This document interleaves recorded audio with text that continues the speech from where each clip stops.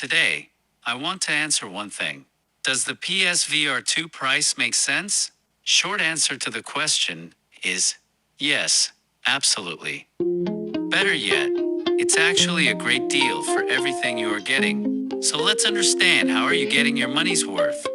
Let's start with the original PSVR, which is now priced at $199 bundle with an old game. So to answer, does the $550 price tag make sense? We will now answer, does the PSVR2 worth an extra $350 price difference?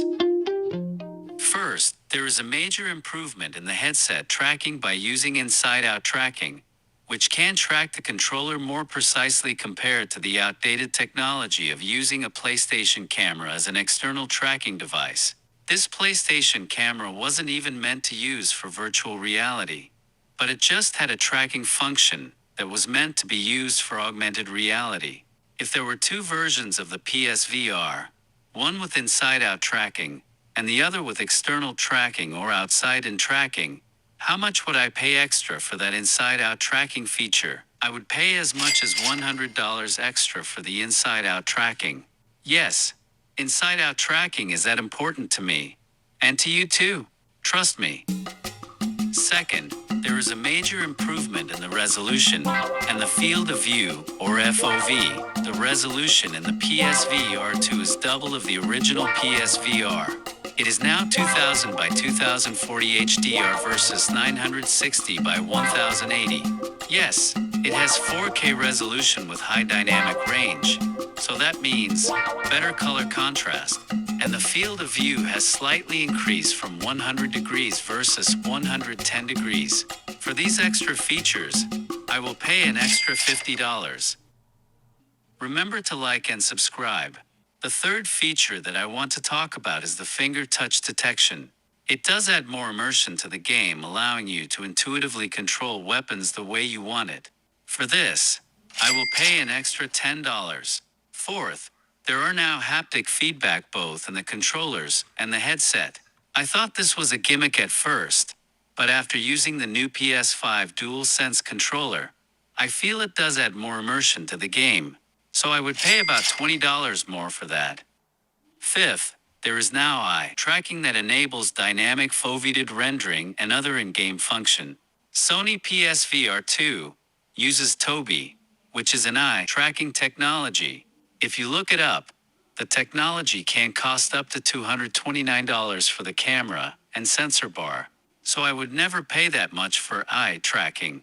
But I think $100 extra for this technology is a price that I would pay, especially when you consider that Meta Quest Pro has eye tracking, and it costs $1,500. So yes, $100 for this technology is a bargain.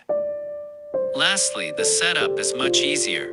It doesn't require the camera, a breakout box, or multiple cable like in the previous PlayStation VR.